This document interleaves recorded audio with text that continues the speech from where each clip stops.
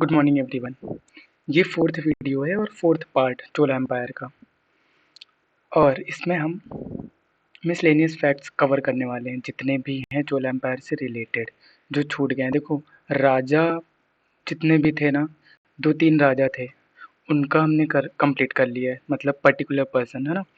अब मिसलेनियस चीज़ें कि उनकी गवर्नमेंट कैसी थी, कमिटीज़ कैसे कैसे थे, लैंड ग्रांट्स क्या था, टैक्सेस क्या लगते थे, किसको क्या बोलते थे, ये सारी चीज़ें हम इस वीडियो में कवर करेंगे। तो चालू करते हैं पंचायती माइंड से। पंचायती माइंड क्या है? पंचायती माइंड एक ऐसा प्लेटफॉर्म है जो फील करवाता है आपको आपका सिलेबस और सारे फैक्ट्स को आपके ब्रेन में कनेक्ट करवाता है, वो भी लॉजिकल कनेक्शन दे दे के। एंड सब कुछ रिटेन होता है आपके दिमाग में ज़्यादा टाइम के लिए। आपको बार बार रिवीजन करने की ज़रूरत नहीं पड़ती है, क्योंकि और भी सब्जेक्ट्स हैं, उनको पढ़ना रहता है। तो हम इसको बहुत बार नहीं पढ़ सकते ना, तो एक बार पढ़ो और अच्छे से पढ़ो, सब कुछ एकदम कंप्लीट करके रखो। और ये जितना भी आपको स्क्रीन पे दिख रहा है ना, जितना भी फैक्ट, ये सब अभी आपको मैक्स 20 से 25 मिनट में हमेशा के लिए याद हो जाएगा। तो और इसकी गारंटी मैं लेता हूँ। तो बस आप प्यार से बस वीडियो देखते रहो, एकदम शांत मन से। जो भी मैं कहानी सुनाऊँ उसको फील करते रहो, वहाँ पे प्रेजेंट रहो। जो कहानी मैं बताऊँ, कोई सीन बताऊँ, तो उस सीन पे कहीं पे जाके ना खड़े हो आप, कि हाँ यहाँ पे ऐसा ऐसा हो रहा है। तो चलो हम शुरुआत करते हैं। देखो, सबसे पहला जो कनेक्शन है वो मैं दूंगा राजा राजा 1 का।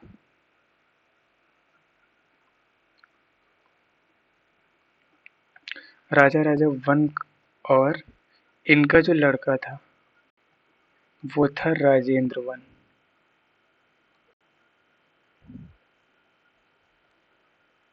राजा राजा 1 का कनेक्शन है किससे?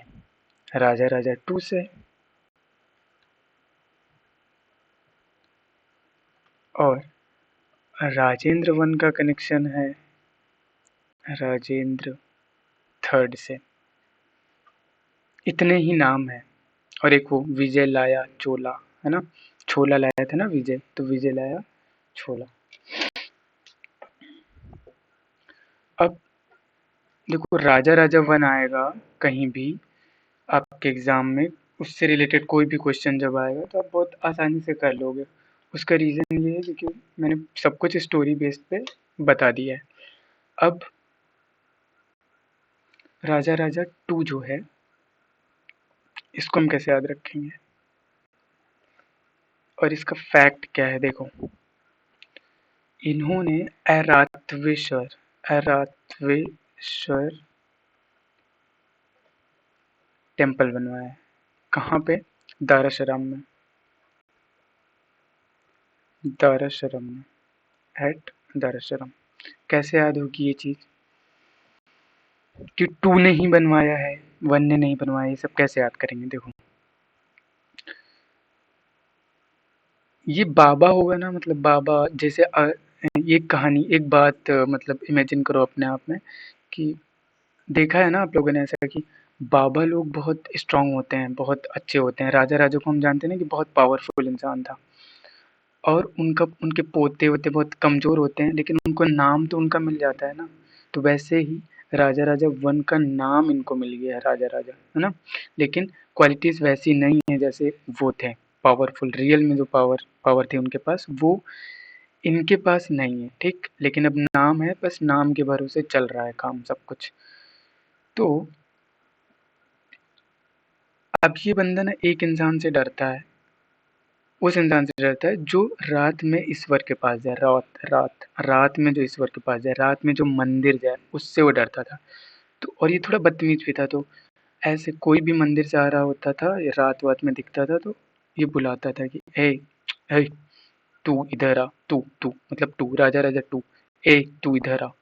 रात में ईश्वर के पास गया था क्या? मतलब रात में मंदिर गया था क्या? तो ऐसा डरा डरा सा रहता था। कौन? राजा राजा टू की। क्यों डरता था? उसका रीज़न क्या है कि भाई कोई ऐसा ना हो, क्योंकि मैं तो उसके जैसा नहीं हूँ, मतलब अपने बाबा जैसा रियल पावरफुल नहीं हूँ ना, कोई और जाके ना बन जाए और मुझसे सब कुछ छिन जाए, है ना। इस बात से वो डरा सा रहता था हमेशा। राम से मनाया ही करता था कि भाई ऐसा कुछ ना हो। तो जो भी उसको दिखता था ना जाते हुए मंदिर वंदिर, वो उसको ऐसे धमकाता था पकड़ के कि रात में मंदिर वंदिर नहीं जाना। क्यों भाई, मंदिर जाने से क्या होगा? क्योंकि देखो राजा राजा वन जो थे ना, वो 10-10 बार हाथ जोड़ते थे भगवान के पास, तन जोड़, है ना। और शिव जी को खुश करके उन्होंने एक टाइटल ले लिया था अपने लिए राजा का, है ना। डबल बार राजा इनको बोला जाता है। तो बेहद ईश्वर से प्यार करते थे, मतलब बृहदेश्वर टेम्पल बनवाया था राजा राजा वन ने। अब राजा राजा टू इसी बात से डरता था, तो वो ऐसा करता था। मुझे लगता है कि इसको खींचने की जरूरत नहीं है, याद हो गई होगी चीज़ें। Airavateshwara temple at Darasuram. अब राजेंद्र वन, देखो कोई भी निगेटिव चीज़ होती है ना, राजेंद्र वन के अंदर पहले एक निगेटिविटी थी, कैसी कि उसका राज ना एंड हो पाए, राज ना एंड हो पाए। बट इस बंदे ने ऐसा किया कि राज ना एंड होने के चक्कर में इसने इतना बढ़ाया राज कि नेपोलियन कहलाया, नाप लिया था ना इसने सब कुछ, है ना। तो राजेंद्र वन, अब बात ये ना कि ये नेगेटिविटी थी कि वो डरा रहता था ना। तो पहली बार कोई डरता है ना तो काम चल जाता है, दूसरी बार भी कोई नेगेटिव चीज़ के लिए कोई डरता है, काम चल जाता है, लेकिन तीसरी बार यार काम नहीं चल पाता है। होता क्या है कि वो रियल में हो जाती हैं चीज़ें, जिस चीज़ के लिए भी आप डर रहे हो वो रियल में हो जाता है। पहली बार काम चल जाएगा, दूसरी बार, लेकिन तीसरी बार नहीं चलेगा। तीसरी बार जिस चीज़ के लिए आप डर रहे हो ना वो काम होगा। तो राज एंड होने से डरते थे ना, राज सच में एंड हो गया तीसरी बार में। ठीक है, तो तीसरे बंदे ने के टाइम पे मतलब राज एंड हो गया। तो ये क्या हुआ, ये लास्ट रूलर बना। कौन? राजेंद्र थर्ड। तो हम लोगों ने ऑलमोस्ट 5 लोगों के बारे में जाना। विजय लाया, जो छोला लाया था विजय, है ना। मुथारा यार को मारा था, इलाइनगो, ठीक। और राजा राजा वन, राजा राजेंद्र वन, फिर उसके बाद राजा राजा टू के बारे में हमने ये एक फैक्ट याद किया, Airavateshwara temple at Darasuram, and Rajendra third के बारे में क्या याद किया, लास्ट रूलर हैं ये, बस। अब इसके अलावा सब कुछ मिसलेनियस में, और हम सबसे पहले पढ़ने वाले हैं लैंड ग्रांट्स।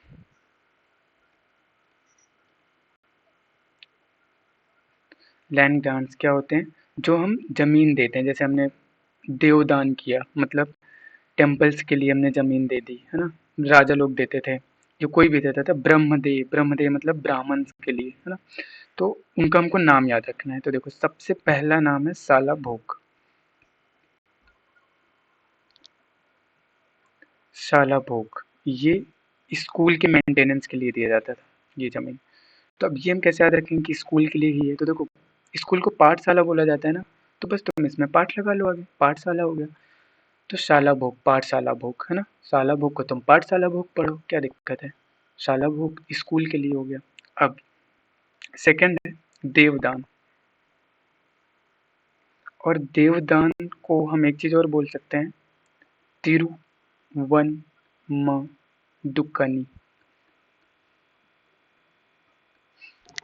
ये किस चीज़ के लिए? ये ज़मीन दी जाती थी टेम्पल्स के लिए। अब देखो देवदान से तो हमको क्लियर है कि भाई टेम्पल के लिए दिया जाता रहा होगा, है ना। लेकिन ये तिरुवनमदुकानी आ गया तो क्या करेंगे इसका? तो इसके लिए हम याद बिल्कुल नहीं करेंगे कि रटेंगे तिरुवनमदुकानी टेम्पल, ऐसा कुछ नहीं करने वाले। हम सिर्फ एक अच्छी सी रिलेशन बना के दे देते हैं अपने माइंड को, वो अपने आप याद रखेगा सब कुछ।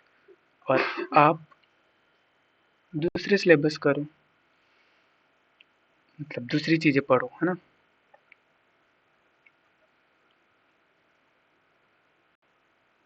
तो देखो तिरुवनमदुकानी, अब ये हमने एक लैंड दे दिया, एक ज़मीन दे दिया, और कहाँ पे दिया? वन में, है ना, वन में बनाने के लिए दिया, ठीक।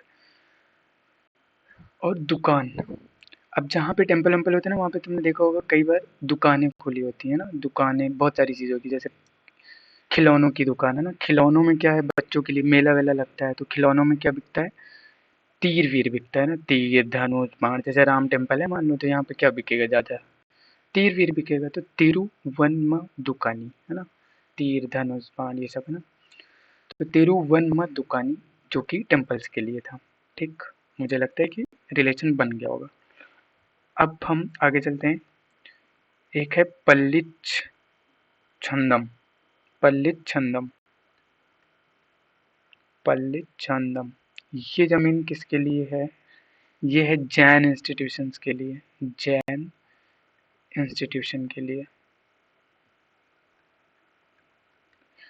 इसको कैसे याद रखेंगे? तो देखो, जब हम महावीर के बारे में पढ़ेंगे, मतलब जैनिज्म के बारे में सारी चीज़ें पढ़ेंगे, तब हमको ये मतलब एक बहुत और इंटरेस्टिंग स्टोरी पता चलेगी कि ये महावीर ना रोल नंबर, ये एक स्टूडेंट है और इनका रोल नंबर 24 है। तो 24 रोल नंबर वाला जो स्टूडेंट है ना, वो बहुत मतलब पढ़ लिख के बहुत बड़ा आदमी बनता है। और ये क्या करता है कि एक एक चचा को पाल लिया होता है।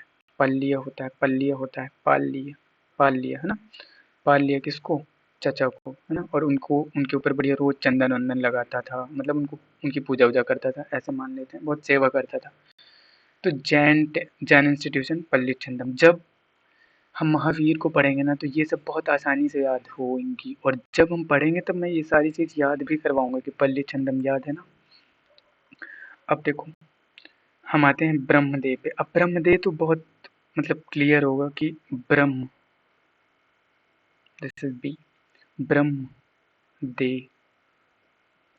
ब्रह्मदेव ये ब्राह्मण्स को जो दान में दिया जाएगा, ब्राह्मण्स को, है ना।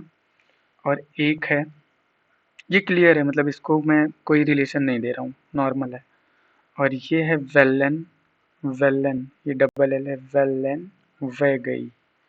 वेलन वैगई जो है वो लैंड ऑफ नॉन ब्राह्मण्स होता है, ये पीजेंट प्रॉपर्टीज बोल सकते हैं इसको।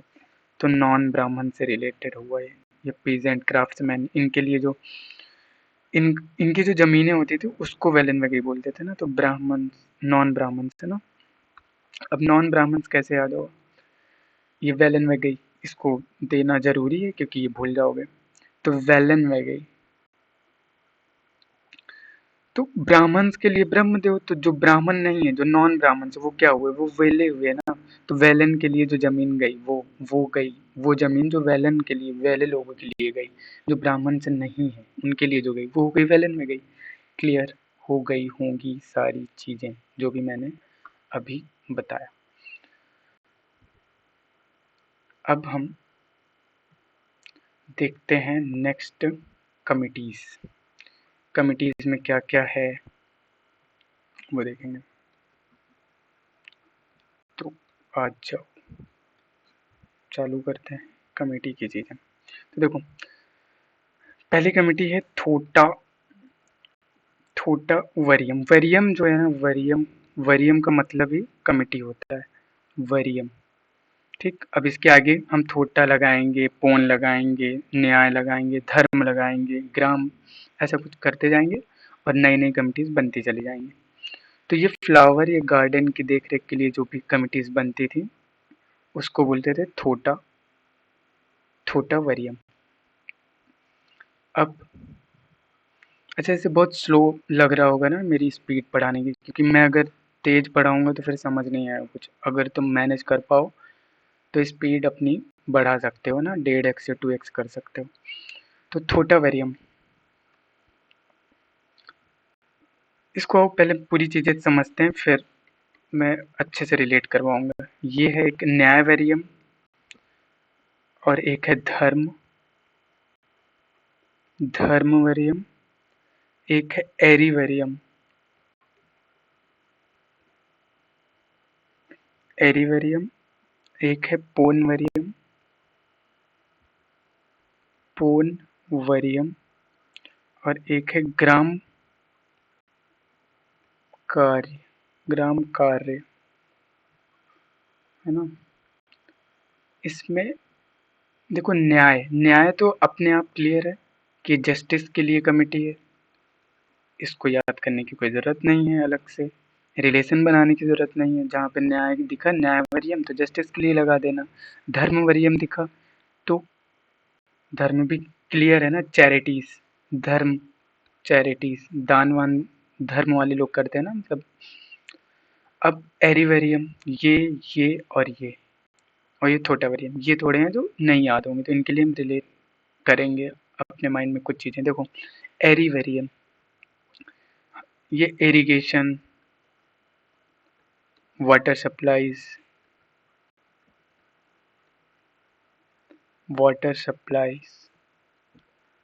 या फिर पॉन्ड, इसके लिए जो कमेटी है ना, इसको हम बोलेंगे एरीवेरियम। तो इरिगेशन, पॉन्ड किसके लिए बनाया जाएगा? इरिगेशन के लिए। तो एरी, ऐसा मान के चलो कि पुराने ज़माने में लोग इंग्लिश जानते थे, एरी, ये हमने वहीं से लिया है, हमने वहीं से उठाया, ऐसा समझ लो कि एरी जो है ना, इरिगेशन, वो हमने एरी से ही लिया है। तो एरीवेरियम, वाटर सप्लाईज या पॉन्ड, है ना, इसकी जो कमेटी रहती थी इसको एरीवेरियम बोलते थे। अब पोनवेरियम, पोनवेरियम जो है ना वो फाइनेंस से रिलेटेड है, फाइनेंस के लिए कमेटी है। तो इसको कैसे रखेंगे? पैसा ऑन है, पैसा ऑन मतलब पैसा आते जा रहा है, आते जा रहा है, आते जा रहा है, तो तुम फाइनेंशियली मजबूत होते जा रहे हो ना। तो पोन वेरियम, पैसा ऑन, पैसा ऑन, पैसा ऑन, पैसा आते ही जा रहा है। अब ग्राम कार्य, ग्राम कार्य मतलब वो लोग जो सारी कमिटीज को देखते थे, ऑब्जर्व करते थे कि सही से चल रहा है कि नहीं सब कुछ, ये ओवरसीइंग का काम करते थे, कमिटीज ओवरसीइंग। अब बचा तुम्हारा थोटा वेरियम। तो थोटा मतलब क्या हुआ कि थोड़ा सा बड़ा होता था फ्लावर का गार्डन और हम उसको तोड़ लेते थे, थोड़ा बड़ा हुआ हमने उसको तोड़ दिया था, थोड़ा बड़ा हुआ हमने उसको तोड़ दिया। फ्लावर ऐसा ही होता है ना, फ्लावर बहुत अच्छा लगता है देखने में, बहुत सुंदर लगता है, तो बच्चे क्या करते हैं, थोड़ा सा बड़ा हुआ उसको तोड़ लिया था, थोड़ा सा बड़ा हुआ उसको तोड़ लिया था। तो थोटा, थोटा वेरियम, थोटा जहाँ पे है। अब मैं इसको एक लॉजिकल स्टोरी बना सकता हूँ, बट ठीक है, मुझे लगता है कि ऐसे याद हो गई होंगी चीज़ें इजीली कि थोटावरियम फ्लावर गार्डन, एरीवेरियम इरिगेशन से रिलेटेड है क्योंकि एरी और एरी है। अब पोन पैसा ऑन है तो मतलब फाइनेंस, ग्राम कार्य मतलब जो ग्राम के लिए कार्य करे, जो सारी कमिटीज को देखे, तो ऑल कमिटीज ओवरसीइंग का जो काम करे वो ग्राम कार्य। अब जो भी इम्पोर्टेंट चीज़ें थी वो हो गई हैं, थोड़े थोड़े और जो मिसलेनियस फैक्ट्स हैं हम उनको देखेंगे। चलो अब चालू करते हैं हम कि हाँ चोला एम्पायर किन किन चीज़ों में डिवाइडेड था। तो देखो चोला एम्पायर ना सबसे पहले तो ये मंडलम्स में डिवाइडेड थे, मंडलम्स, मंडलम्स, मंडलम्स क्या होता है? प्रोविंस होते हैं, प्रोविंस, प्रोविंस पहले जैसे बोलते थे नहीं थे, Punjab province, Pakistan province, Sindh province, ऐसा। तो प्रोविंस मतलब प्रांत। तो ये हो गया मंडलम्स। अब मंडलम्स तो क्लियर होगा, इसको मैं रिलेट नहीं कर रहा हूँ कि मंडल सबसे बड़ी चीज़ होती है ना, प्रांत, प्रोविंस। अब इसके बाद आएगा वेलेनाडु, वेलेनाडु, और ये है कमिश्नरी, कमिश्नरी।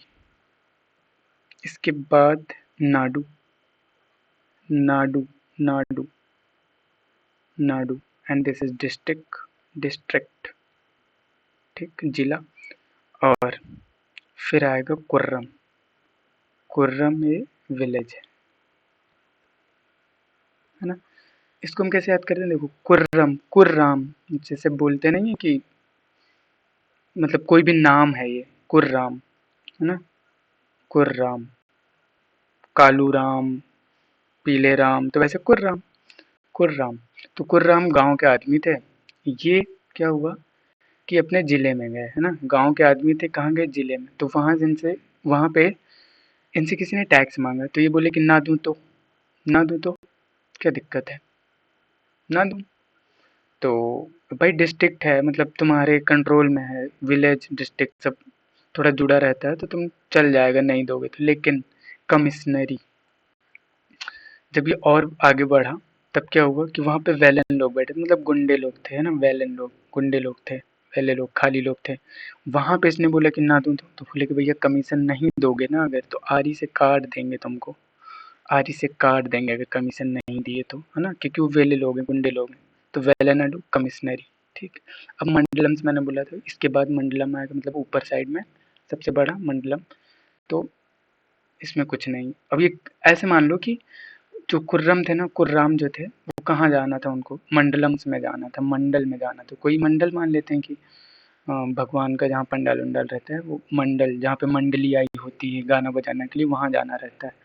तो वो यहाँ से अपने गाँव से चलना चालू करते हैं, ज़िले में जाते हैं, वहाँ पे टैक्स मांगा जाता है, वो बोलते हैं कि ना दूँ तो भाई नहीं देता है, चल जाता है, डिस्ट्रिक्ट लेवल पे हैं चीज़ें।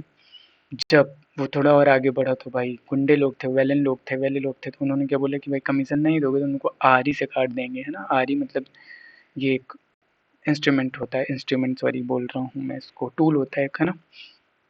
तो वेल एंड ऑल। अब कमिश्नरी जो है, कमिश्नरी के ऊपर जाएंगे तो प्रोविंस, मतलब जहाँ पे उसको जाना था मेन मंडलम। तो ये चीज़ें हो गई होंगी। अब हम थोड़ी सी बात और समझते हैं। देखो, एक होता है उर और एक होती है ग्राम सभा। उर जो है ना, ये स्मॉलेस्ट विलेज को हम बोलेंगे, या बहुत स्मॉलेस्ट यूनिट ऑफ एडमिनिस्ट्रेशन, मतलब कि विलेज हम मान लेते हैं इसको, ठीक। उर को। और ग्राम सभा जो है, ग्राम सभा ये एडमिनिस्ट्रेशन देखता है। ग्राम सभा तो सुने होगे ना, समझते होगे, इसमें कोई ट्रिक व्रिक नहीं बताएंगे, कुछ भी याद करने का रिलेशन नहीं देंगे। ग्राम सभा है, बस इसमें हमको ये याद रखना है कि इसमें ये ब्राह्मण्स डोमिनेटेड था। ब्राह्मण्स इसको डोमिनेट करते थे, मतलब जो भी डिसीजन होते थे ना ग्राम सभा के, वो ब्राह्मण्स लेते थे। इसमें ग्राम सभा के मेंबर्स में ज़्यादातर ब्राह्मण्स थे, है ना, डोमिनेट करते थे। अब दो टाइप के टैक्स हैं। उर, देखो कुर्रम, कुर्रम उर आ रहा है ना यहाँ पे, तो ये विलेज, और ये भी उर विलेज, है ना। और ग्राम सभा ब्राह्मण्स डोमिनेटेड, ठीक। अब दो टाइप के टैक्स हैं, एक है वेट्टी टैक्स और एक है कड़ामई, कड़ामई, कदमई, कदमई बोलेंगे ना, लेकिन मैं जो थोड़ा अलग इसको प्रोनाउंसिएट करता हूँ ताकि थोड़ा याद रहें चीज़ें। तो कड़ामई, वेट्टी टैक्स और कड़ामई।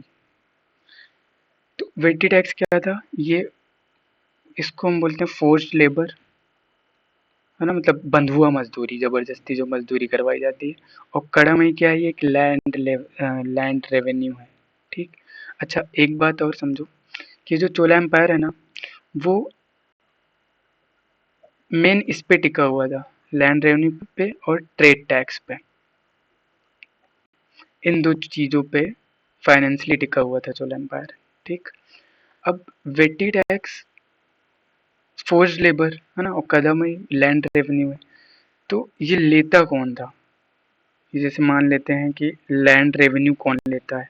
Land revenue was collected by gram sabha, मतलब हाँ ब्राह्मण ही बोलेंगे, ग्राम सभा, ठीक। Land revenue was collected by gram sabha. तो ये कुछ इंपॉर्टेंट चीज़ें हुई है ना।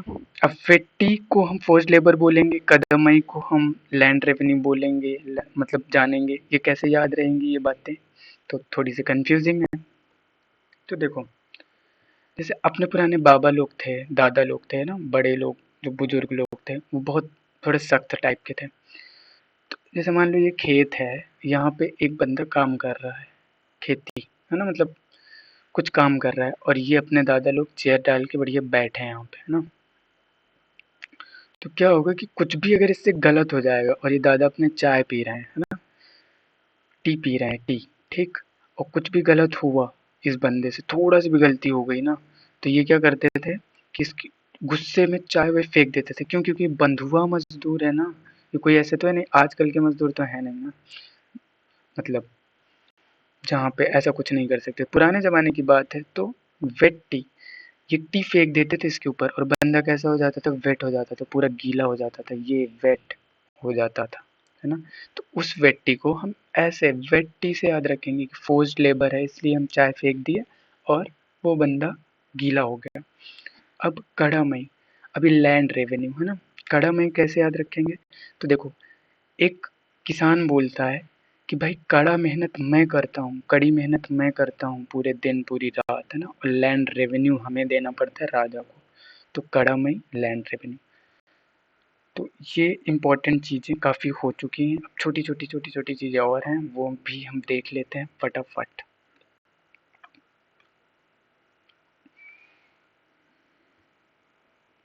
देखो, नगरम, अब नगरम से क्या दिखता है कि नगर, है ना? लेकिन इसको ये मर्चेंट से रिलेटेड है। और एक है नगर श्रेष्ठी, नगर श्रेष्ठी, नगर श्रेष्ठी, ऐसा नगर श्रेष्ठी। ये क्या है? मर्चेंट्स ऑफ सिटी, मतलब जो बनिए हैं या मर्चेंट्स, क्या बोलेंगे इनको, मर्चेंट्स ऑफ सिटी, जो व्यापार करते हैं, ठीक, ट्रेड। तो नगर श्रेष्ठी किसको बोलते हैं? मर्चेंट्स ऑफ सिटी को बोलते हैं ना। और ये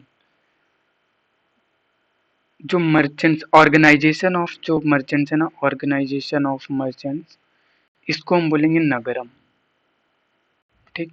तो ये थोड़ा सा अलग फैक्ट है, इसको आप नॉर्मली याद रखो कि नगर श्रेष्ठी। अब देखो, ये तो ऐसा, श्रेष्ठ कौन होगा नगर में? जिसके पास पैसा होगा। पैसा किसके पास होगा? जो ट्रेड करेगा। ट्रेड कौन करेगा? मर्चेंट। तो मर्चेंट ऑफ द सिटी। और नगर किससे चलता है एक्चुअल में? मर्चेंट से ही तो चलेगा ना, जो बिजनेस कर रहा है उससे ही चलेगा। तो नगर श्रेष्ठी, नगर में श्रेष्ठ कौन? मर्चेंट।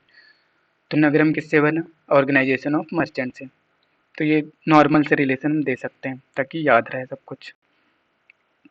अब हम एक चीज़ और देखेंगे, जैसे ये मान लेते हैं कि चोला किंगडम है।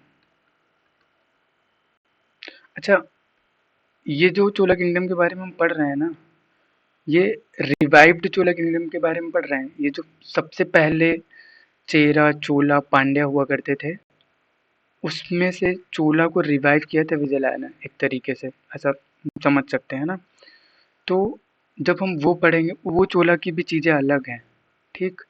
तो इनका रॉयल सिंबल जो है वो टाइगर है, ये सब मतलब हम उसमें पढ़ेंगे, तो टेंशन नहीं लेना। थोड़ा सा चोला और रहेगा पुराना वाला। इनका जो रॉयल एम्बलम है वो टाइगर है, पुराने वाले चोला का मैं बता रहा हूँ, बट फॉलो तो ये लोग भी करेंगे। तो टाइगर इनका हो गया। अब चोला किंगडम, चोला किंगडम ने ना सब कुछ मतलब जीत के रखा था। तो देखो, नॉर्थ साउथ में, इनके साउथ में पांड्या थे,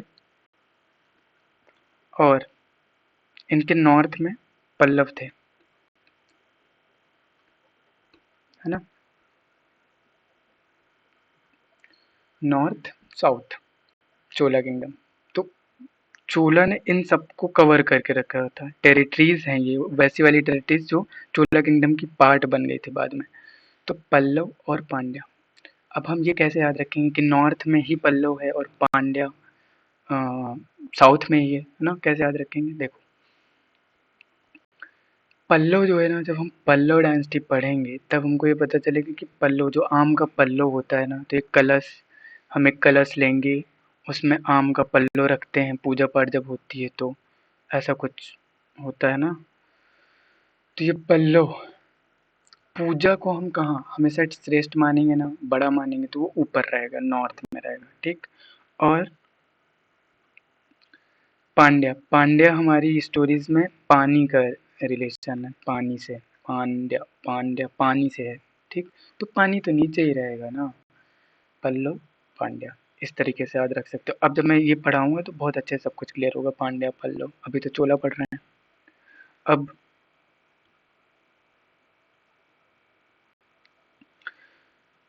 एक और इम्पोर्टेंट चीज़ है कि चोला एम्पायर में नटराज, फिगर ऑफ नटराज, ठीक, ये क्या है? ये डांसिंग स्टेचू है, नटराज स्टेचू। डांसिंग स्टेचू मतलब शिव जी की एक मूर्ति है, ठीक। और डांसिंग है तो इसलिए इसको नाम ऐसे नटराज दिया गया है ना। और ये किससे बनी हुई है? ये ब्रोंज से बनी है और लॉस्ट वैक्स टेक्निक से। ये सब इम्पोर्टेंट है, बहुत इंपॉर्टेंट फैक्ट्स हैं। लॉस्ट वैक्स टेक्निक से बनाई गई है नटराज का वो डांसिंग फिगर ऑफ शिवा है ना। परफॉर्मिंग तांडव, तांडव परफॉर्म कर रहे होते हैं, ठीक। और ब्रोंज का यूज हुआ है, लॉस्ट वैक्स टेक्निक का यूज हुआ है ना।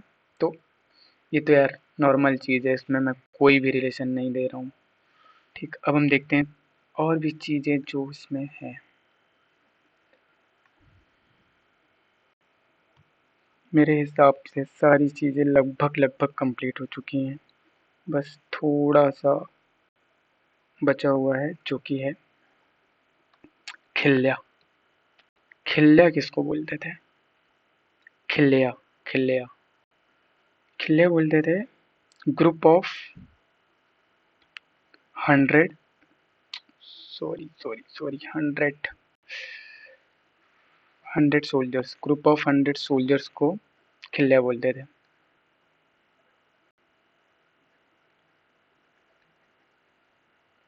Group of 100 soldiers. तो इसको कैसे याद रखेंगे? अब एक बात सोचो,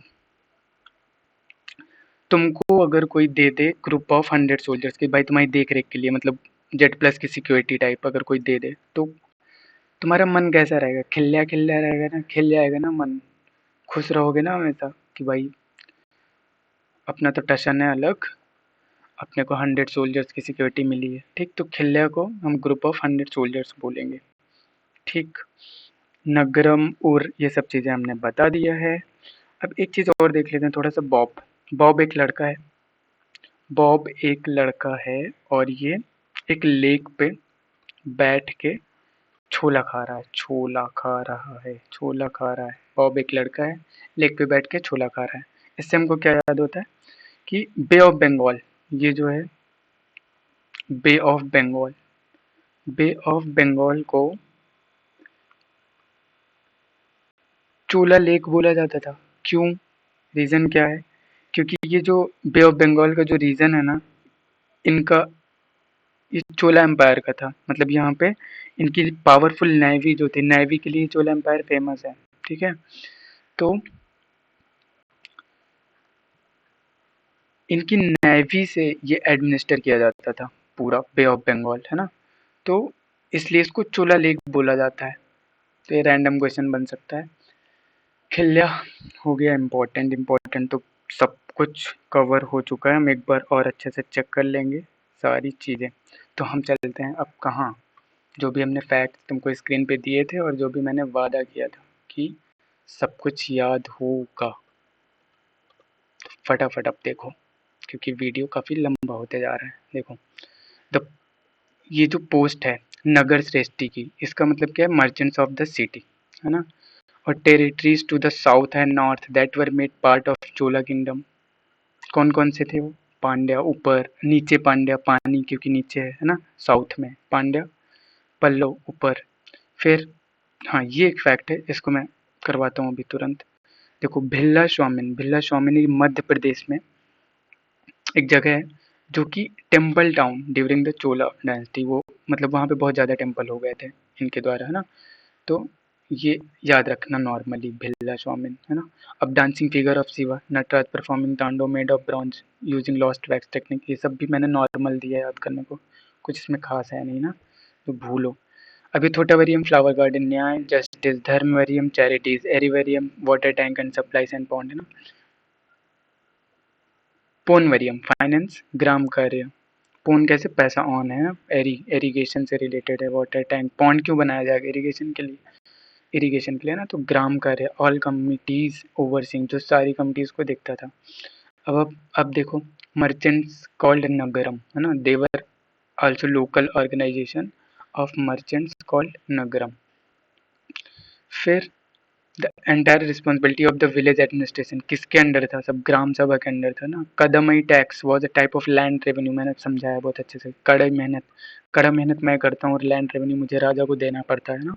that the peasants had to pay their landlords or king। ठीक, during the Chola administration there were around 400 different, ये थोड़ा सा रख लेना कि हाँ भाई 400 थे। ठीक, 400 डिफरेंट टाइप्स ऑफ टैक्सेस थे। अब vetti tax, force labour, vetti, force labour पे, बंधुआ मजदूर पे दादा ने क्या किया था? टी फेंक दिया था, तो वो क्या हुआ? वेट हो गया, तो वेट टी फोर्स लेबर हो गया। Land revenue and trade tax were the main source of income. ठीक, और it was the smallest unit of administration in the Chola Empire. It was a village group of villages that were governed by a council of elders. Khilya, it was a military unit in the Chola army that consisted of 100 soldiers. मैंने याद करवाया, तुम्हारा मन खिल्ल्या खिल्ल्या हो जाएगा, खिल जाएगा। Nagaram, it was a term used for a city or a town in the Chola Empire. तो नगरम को हम ये भी बोल सकते हैं। और मंडलम मैंने प्रोविंस बताया है, वेलेनाडु को कमिश्नरी नाडु डिस्ट्रिक्ट, कुर्रम विलेज। कैसे याद करवाया पता होगा, कुर्राम डिस्ट्रिक्ट में जाते हैं, विलेज के आदमी रहते हैं, डिस्ट्रिक्ट में जाते हैं, उर को स्मॉलेस्ट यूनिट ऑफ विलेज बोला जाता है, कुर्रम ग्रुप ऑफ विलेजेस है, डिस्ट्रिक्ट नाडु, वहाँ पे नादू टैक्स तो चलेगा क्या, नहीं देता है। कमिश्नरी में क्या बोलते हैं कि कम हम आरी से काट देंगे, कमीशन नहीं दोगे तो बैलन लोग गुंडे लोग ले लेते हैं टैक्स। मंडल में जाने के लिए वो बेचारा इतना करता है। अब राजा राजा टू बिल्ट एरेथेश्वर टेम्पल एट धरसरम, ये भी मैंने याद करवा दिया। टू ने ही बनवाया है, क्यों, क्योंकि उसको डर था। The last ruler of the Chola dynasty was Rajendra third. और Salabhoga land of the maintenance of school, sala pathashala, देवदान और तिरुम। अब ये तुकानी भी हो सकता है, दुकानी भी हो सकता है, अपने हिसाब से समझ लेना जो भी दिखे। तिरुवनमा दुकानी ऐसे याद रखना है टेम्पल्स के लिए। पल्लित चंदम जो रोल नंबर 24 वाला बंदा है, मतलब जैन इंस्टीट्यूशन, वो चाचा को पाल रखा था, उसको चंदन वंदन लगाता था। तो इस हिसाब से ब्रह्मदेव तो ब्राह्मण्स के लिए, वैलन वगैरह मतलब जो नॉन ब्राह्मण हैं, जो वैले हैं, जो ब्राह्मण से नहीं है, जो वैले हैं, वो वैलन वगैरह हो गया। अब Chola surmounted parts of Gujarat, Malwa, Deccan and Indonesia, Lakshadweep, मतलब बहुत जगह इन्होंने कवर किया है ना, मतलब एक्सटेंड किया अपना एम्पायर। फिर the bay of Bengal came to be known as the Chola lake as they administered the area with their powerful navy. So हम कल करेंगे क्वेश्चंस की प्रैक्टिस, और मैं उसमें सारी टेक्निक्स बताऊंगी कि कैसे तुम जो भी मैंने कोड किया है ना उसको कैसे डिकोड करेंगे, कैसे क्वेश्चंस का मतलब सही आंसर देंगे। अब जैसे इतना कुछ पढ़ लिया है ना, मेरे हिसाब से बहुत ज़्यादा पढ़ लिया है, 4 वीडियो अगर देख लिया है तो चोला एम्पायर में बहुत कुछ हो चुका है, ठीक। अब होगा क्या कि अगर ये फैक्ट्स रिटेन होंगे, जो कि होंगे ही, अगर सही से पढ़ा है तो, इमेजिनेशन का यूज़ किया है तो, स्टोरीज़ को माइंड में चलाया है तो हमेशा याद रहेंगे, तुमको रिवाइज़ करने की ज़रूरत नहीं पड़ेगी। इसलिए मैं कोई भी पीडीएफ वीडीएफ अभी नहीं दे रहा हूँ। अब कल हम डिकोड करना सीखेंगे क्वेश्चंस में कि कैसे डिकोड करना है, ठीक है। तो अभी मैं चलता हूँ, मैं मिलता हूँ कल क्वेश्चंस के साथ, तब तक के लिए बाय।